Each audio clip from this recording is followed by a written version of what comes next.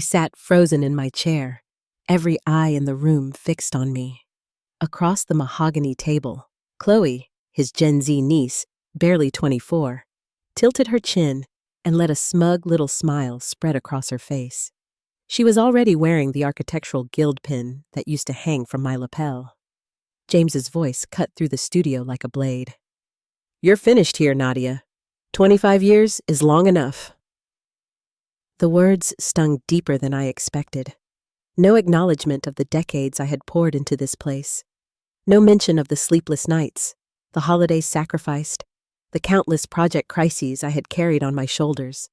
Just a cold dismissal, as if 25 years of loyalty could be wiped away in a single sentence. I thought of the email I'd sent my daughter 2 days earlier. "I can't make it to campus this weekend. The firm needs me." She had written back, "It's okay, Mom. I understand. I canceled that trip so I could finalize a city master plan that made this firm millions. And now here I was, discarded in front of strangers and a smug girl who had never fought through a single midnight collapse of a project timeline." James leaned back in his chair, his custom suit immaculate, his tone rehearsed. "You'll sign your separation papers now. HR will process the exit. This will be clean." His eyes didn't hold regret, just arrogance, the satisfaction of a man who thought he had won. I glanced at the folder he slid toward me, the weight of the papers heavier than it should have been. It wasn't just a contract. It was the eraser of my name, my legacy, my 25 years of building the invisible threads that held this firm together. Chloe tapped her nails on the table, impatient, as if my life's work was a minor inconvenience standing between her and her promotion photos around the room. No one spoke. No one thanked me. No one defended me with a hand that didn't tremble. I picked up the pen. James mistook my silence for defeat. He didn't realize that with his own flamboyant signature already stamped at the bottom of those documents, he had just set into motion the one clause that would undo him. I left the studio with my dignity intact.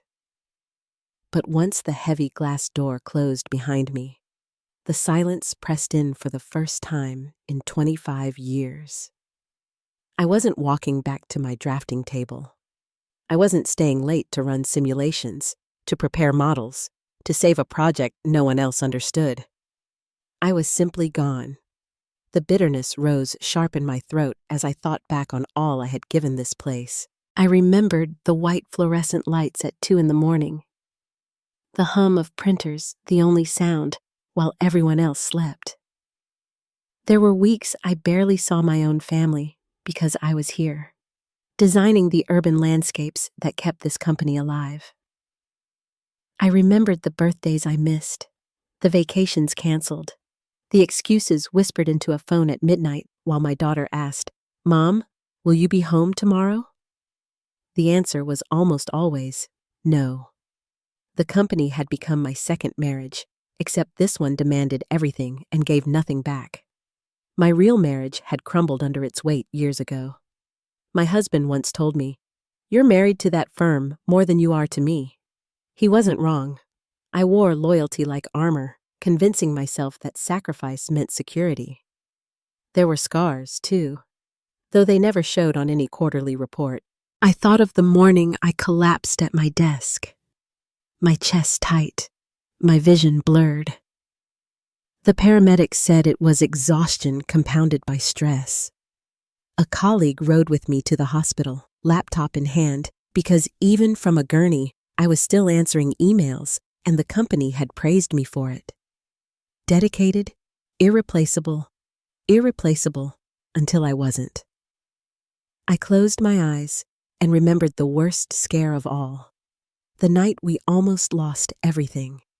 One zoning delay in Seattle triggered a cascade of failures across 3 continents. For 48 hours, I lived on coffee and sheer willpower, pulling strings, making calls, begging old favors until the network of architects and contractors held together by threads finally stabilized. It was that crisis years ago that changed me. In the aftermath, I realized something chilling. This empire stood on trust I had personally built, not on James's charisma or boardroom bravado. And trust could vanish as quickly as it was given. That was the moment I insisted on adding a clause buried deep in the master design agreements. If the original architect was ever removed without cause, all operational rights reverted back to me. The board signed it without question, desperate to lock in my loyalty. They never even read the fine print. It was my safety net, hidden beneath layers of legal jargon. I hadn't thought I would ever need it. I believed loyalty would be enough. Now, walking away with bitterness cutting through every breath, I realized that clause wasn't just a footnote in a contract, it was my lifeline. And James, in his arrogance, had just handed me the leverage I never thought I would use. The whispers started almost immediately after I left the boardroom. I hadn't even cleared out my drafting table before the gossip began to snake its way through the corridors. Nepotism, they muttered in hushed tones by the coffee machines. The CEO's niece. Can you believe it? I caught fragments as I walked past clusters of employees pretending not to stare. Some were sympathetic, but most were wary. No one wanted to be next. And then there was Chloe, the new face of Sterling Designs. She walked the halls like she already owned them, her glossy heels clicking on the tile. I watched her from a distance, still lingering around the office in those last hours, tying up loose ends. She entered her first strategy meeting with James, trailing behind her like a proud father.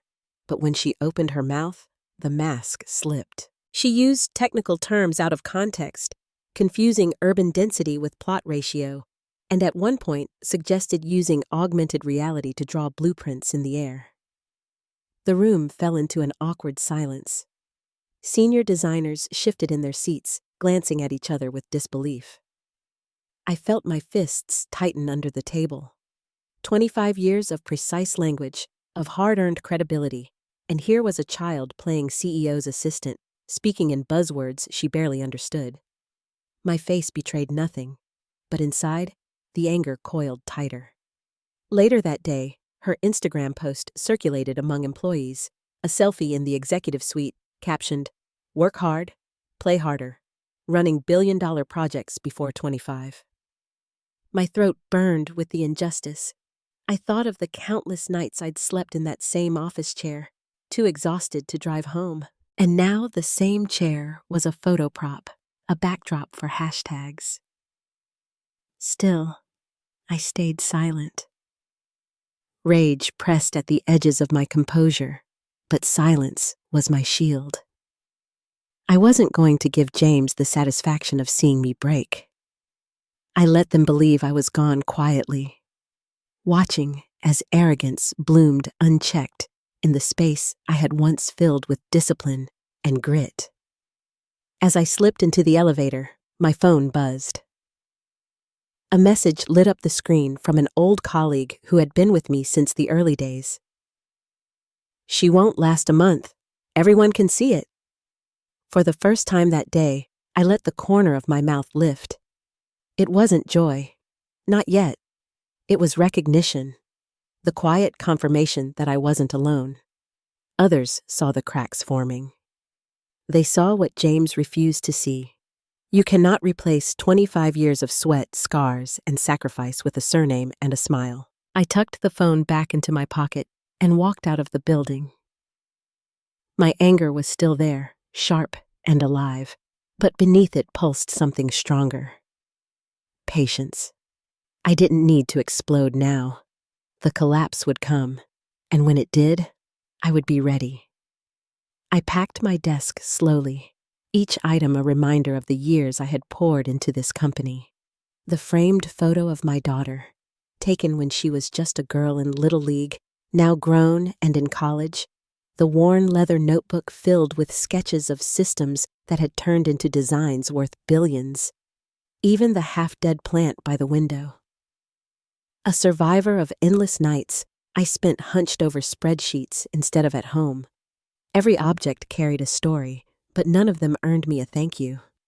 Colleagues drifted by, their eyes flickering toward me with the same mixture of pity and fear. Some murmured quick goodbyes, voices thick with unease, as if acknowledging me too warmly might mark them next for exile. Others simply avoided my gaze, focusing intently on their screens while sneaking glances at my emptying shelves. It was the look people give at funerals, the uneasy relief that it isn't them in the casket. I offered them a small, practiced smile, a calm mask that hid the storm beneath. Let them think I was broken, defeated, resigned. In truth, I felt steadier than I had in years. Because while James and Chloe strutted around with their borrowed confidence, I knew the truth. The firm's lifeline still ran through me.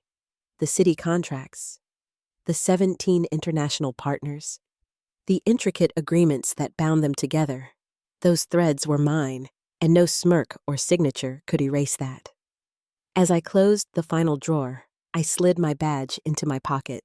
It was just a piece of plastic, yet it had open doors others couldn't even see. I traced the edges with my thumb, thinking of how many nights it had beeped green at 2 a.m. while I rushed in to save a failing launch. Today would be the last time it passed through the scanner, or so they believed, walking through the open office. I felt the weight of eyes on my back. To them, I was a ghost already. But ghosts have power, don't they? Silent, unseen, yet capable of freezing the blood of those who thought themselves untouchable. I reached the lobby turns and pressed my badge against the scanner. A sharp beep sounded on the screen in bold green letters. Appeared. Access granted. For a split second, I nearly laughed. The system still recognized me as essential. They hadn't cut me off. James, in his arrogance, hadn't even bothered to confirm that the foundations he so carelessly discarded were actually gone. I stepped out into the sunlight, the doors sliding closed behind me. To anyone watching, I was just another fired employee leaving with her box of belongings. But inside, calm as a blade hidden in velvet, I carried the quiet certainty that the story wasn't over. The morning after my exit, I woke earlier than usual, the habit of decades refusing to release me. For the first time in years, there was no commute, no stack of reports waiting on my desk. Instead, I poured a cup of coffee and sat by the window, the city stirring to life below me. I should have felt empty. Instead, I felt a sharp, electric anticipation humming beneath my skin. At 9 o'clock sharp, the first crack appeared.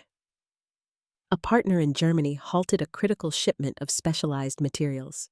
The message was blunt, clinical, and unmistakable. License inactive. Original architect required. I could picture the scene unfolding inside the executive wing without being there. James would be pacing, face flushed with anger, barking orders at assistants who had no answers. Chloe would be scrolling frantically through old files, cheeks burning as she tried to mask her confusion. The arrogance of yesterday's smirk would dissolve the moment she realized the network wasn't impressed by her hashtags.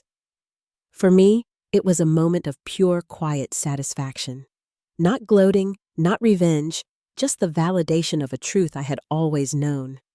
They could take my office, my badge, my title, but the lifelines of this firm were tied to me and me alone. By mid-morning, the whispers had already spread through the building. Former colleagues texted me fragments of hallway chatter. They're saying without Nadia, no one knows what to do. Chloe just froze in the meeting. She couldn't explain the protocols. The pitying glances that followed me out yesterday had shifted into something else entirely. Doubt in the new regime. And then, as if fate itself wanted to stoke the fire, an email pinged in my inbox. It was from a logistics coordinator in Singapore, mistakenly CCing me on a chain meant for James. The subject line made my lips curve into a slow smile. Escalation. Supply chain collapse risk. I scrolled through the thread, each line confirming what I already knew. Delays cascading from Germany, Singapore hesitating to move shipments without validation, Canada requesting immediate clarification. The entire network I had stitched together, relationship by relationship, was tightening like a net, and James had no idea how to loosen it. I leaned back in my chair, sipping my coffee. The bitterness softened by satisfaction. Yesterday, they had looked at me like a relic, disposable and outdated. Today, less than 24 hours later, the firm was already unraveling in my absence. No one on the outside knew yet. To the public, Sterling Designs still looked stable, gleaming, unstoppable. But I could feel it, the ground shifting, the cracks widening. And with every passing hour, the weight of silence pressed heavier on James's shoulders. I closed the email and set my cup down gently, savoring the moment. They thought I was gone. In truth, I had never been more present. By the following morning, the ripples had become waves. Germany's refusal had been the first crack.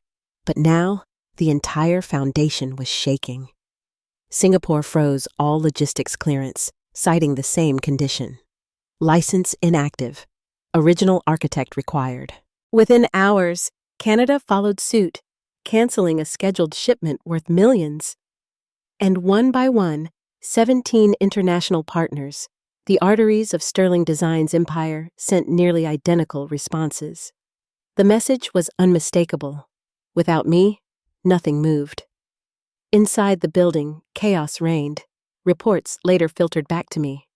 Assistants sprinting down hallways, phones ringing without pause, meetings stretching late into the night with no progress. The arrogance that had filled the boardroom the day I was dismissed had evaporated, replaced with panic. Yet James still clung to his delusion of control, his voice echoing through conference rooms as he demanded results that no one could deliver. And then came the false hope.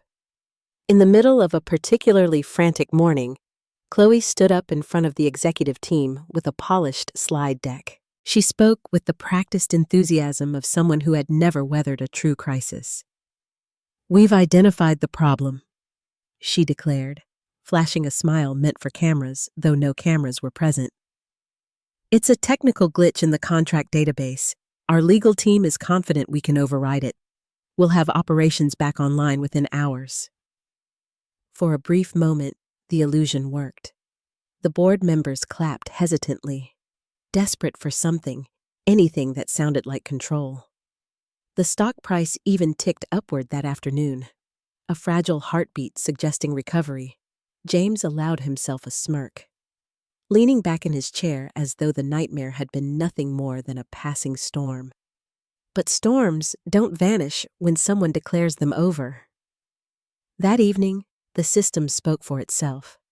A synchronized cascade of messages hit every node across the global network. Contract invalid. Original architect missing. Every partner, every supplier, every logistical hub displayed the same unambiguous phrase. The false hope shattered instantly. Calls dropped.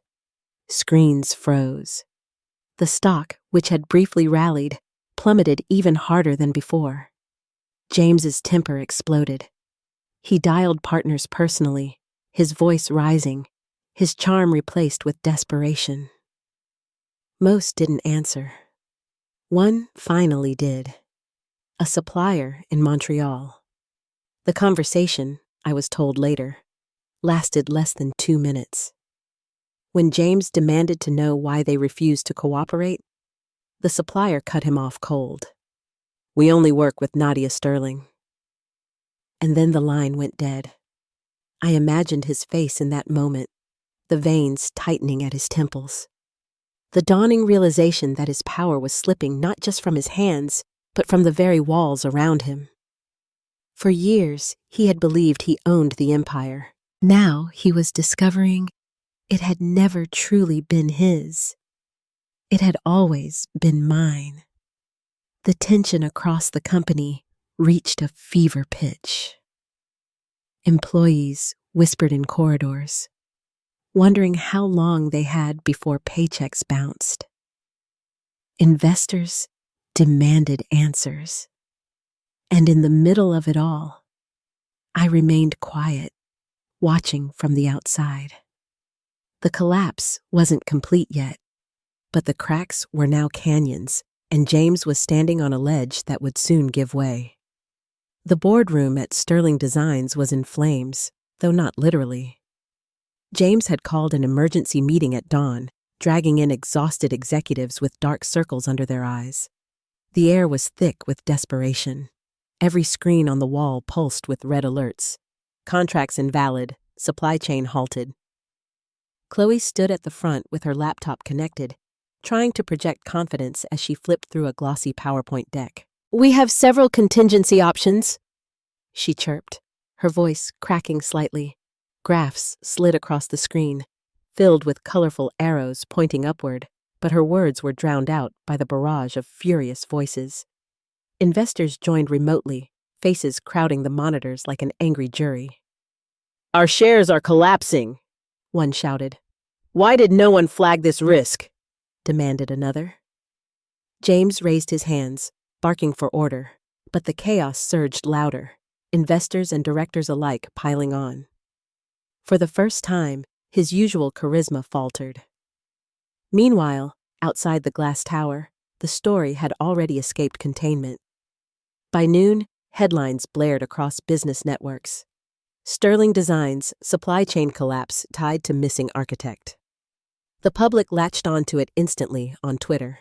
The hashtag #BringBackNadia began trending, first in the city, then across the country. Memes surfaced overnight, contrasting my years of service with Chloe's hollow slogans.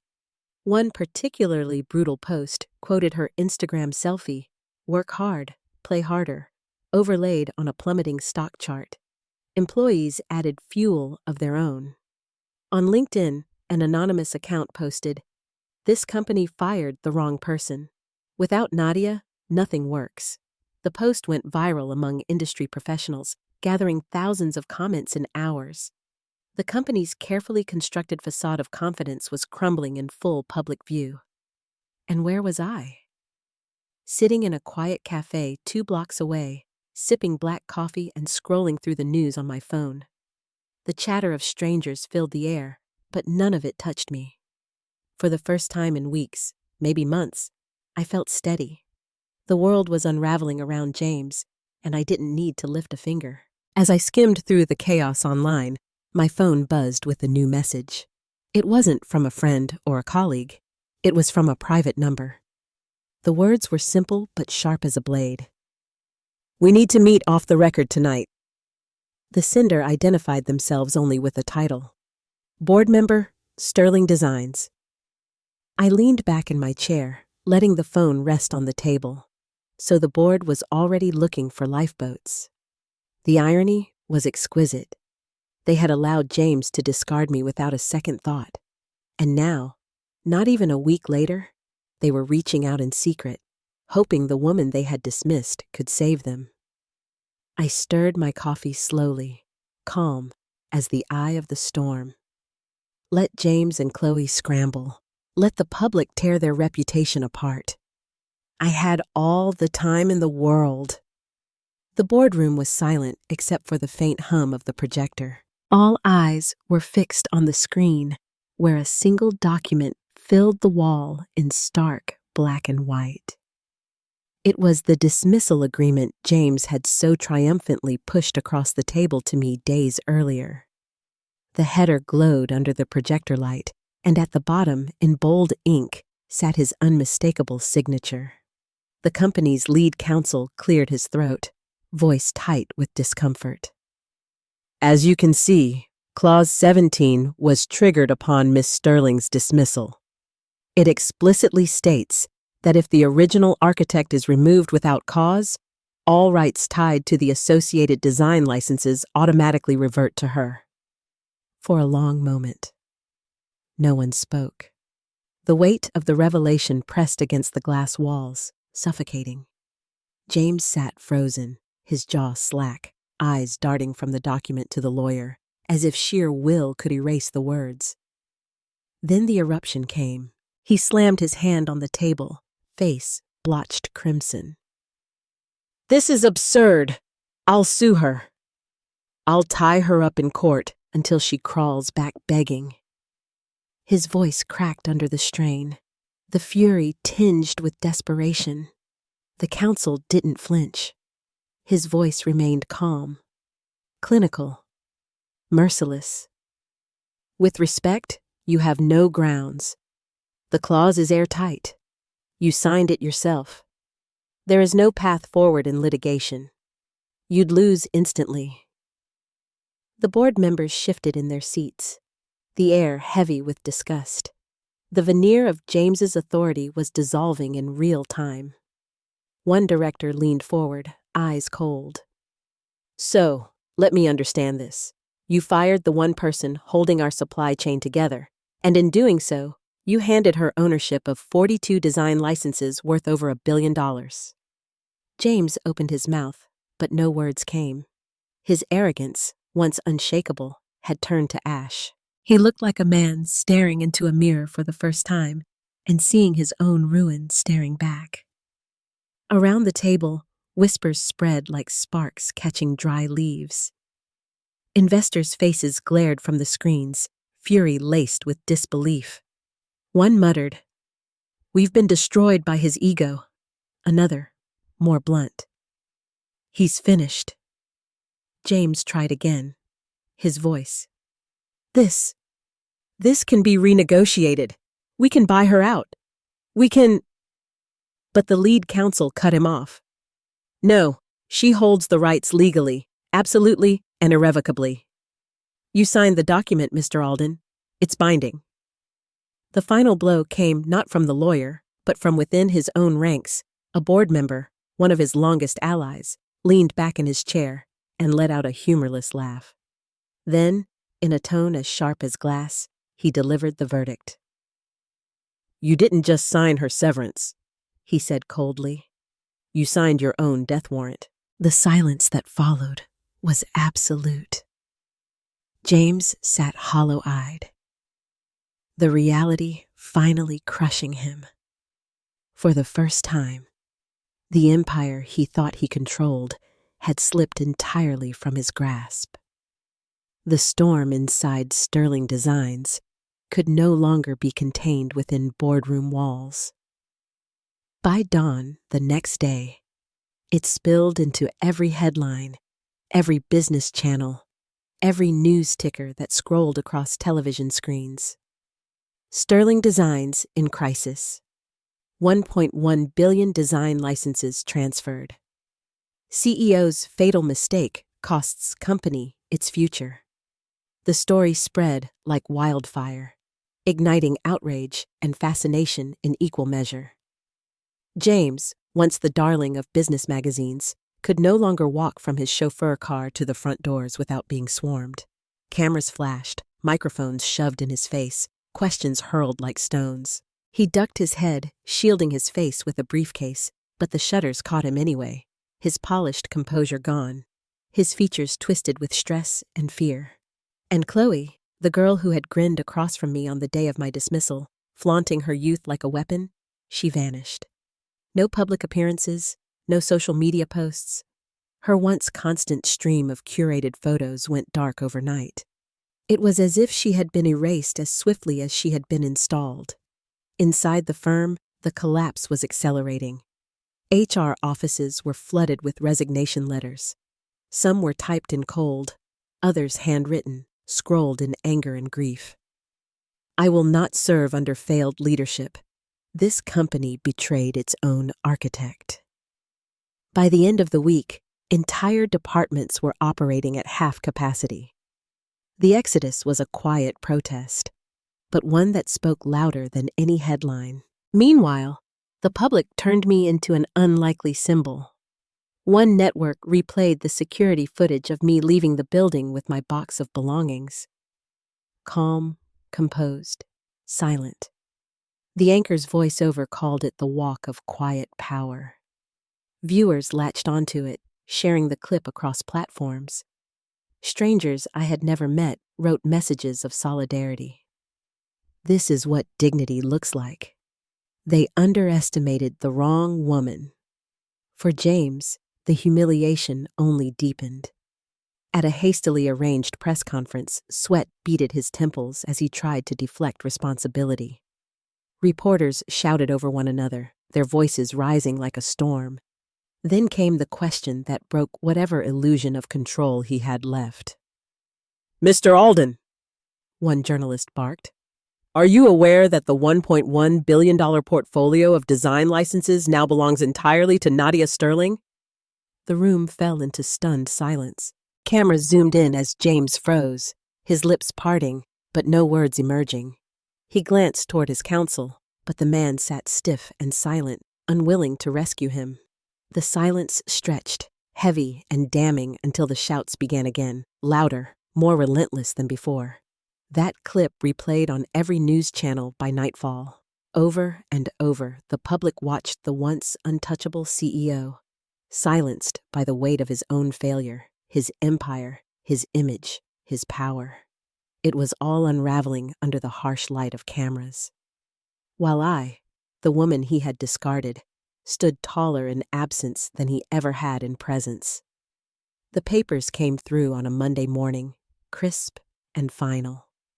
My name, Nadia Sterling, was now officially listed as the sole owner of 42 design licenses valued at $1.1 billion.